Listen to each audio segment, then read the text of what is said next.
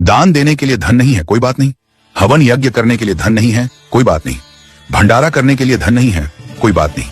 किसी भूखे को खाना खिलाने के लिए धन नहीं है, कोई बात नहीं। लेकिन जो मैं आपको बता रहा हूं, यदि आपने यह कर लिया तो ईश्वर आपसे प्रसन्न हो जाएंगे। एक बार की बात है, एक गरीब महिला बस में चढ़ी। उसके कपड़े पुराने और फटे हुए थे, बाल बिखरे हुए थे और शरीर से वह कमजोर लग रही थी। जैसे ही उसे बस में सीट मिली, वह चुपचाप जाकर बैठ गई। कुछ ही देर में अगले स्टॉप पर एक वृद्ध महिला बस में चढ़ी। उस गरीब महिला ने बिना देर की अपनी सीट उस वृद्ध महिला को दे दी और खुद खड़ी हो गई। जब वृद्ध महिला अपने स्टॉप पर उतरी तो वह वापस अपनी सीट पर बैठ गई। थोड़ी देर बाद एक छोटी बच्ची बस में चढ़ी। बच्ची को खड़ा देख उस महिला ने फिर से अपनी सीट दे दी और खुद खड़ी हो गई। बच्ची का स्टॉप आने पर वह वापस अपनी सीट पर बैठ गई। इसके बाद एक गर्भवती महिला आई। इस बार भी गरीब महिला ने बिना सोचे समझे अपनी सीट दे दी और खड़ी रही। गर्भवती महिला के उतरने पर वह फिर से अपनी सीट पर बैठ गई। थोड़ी देर बाद एक सामान्य महिला बस में चढ़ी। वह न वृद्ध थी, न बच्ची, न गर्भवती, पूरी तरह स्वस्थ लग रही थी। फिर भी गरीब महिला ने अपनी सीट छोड़ दी और उस महिला को बैठा दिया। यह सब देखकर बस में बैठी एक अन्य महिला, जो एक अध्यापिका थी, बहुत आश्चर्यचकित हुई।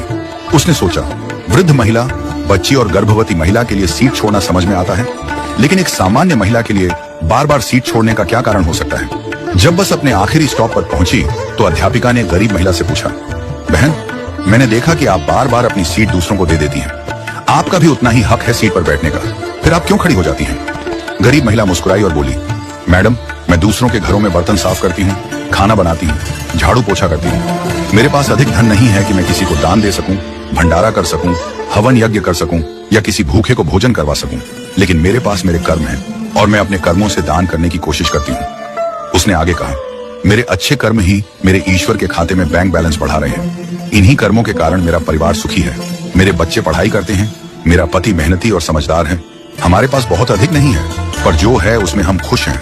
जब मैं अपने आसपास देखती हूँ तो पाती हूँ कि लोग कितने दुखी हैं, लेकिन मेरे अच्छे कर्मों की वजह से दुख मेरे जीवन में नहीं आता। उस महिला की बातों से अध्यापिका की आंखों में आंसू आ गए। उसने कहा, मैं स्कूल में बच्चों को शिक्षा देती हूँ, पर आज असली शिक्षा तो तुमने मुझे दी है।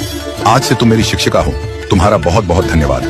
इस कहानी से हमें यह सीख मिलती है कि सेवा के लिए धन की आवश्यकता नहीं होती। हम अपने छोटे छोटे कर्मों से भी दूसरों की मदद कर सकते हैं। किसी बुजुर्ग को सड़क पार करवा देना, किसी जरूरतमंद की सहायता कर देना, किसी को प्रेम से मुस्कुरा देना, ये सब कर्मदान है। जब हम दूसरों के जीवन में खुशी लाते हैं तो वह खुशी हमारे जीवन में भी लौट कर आती है।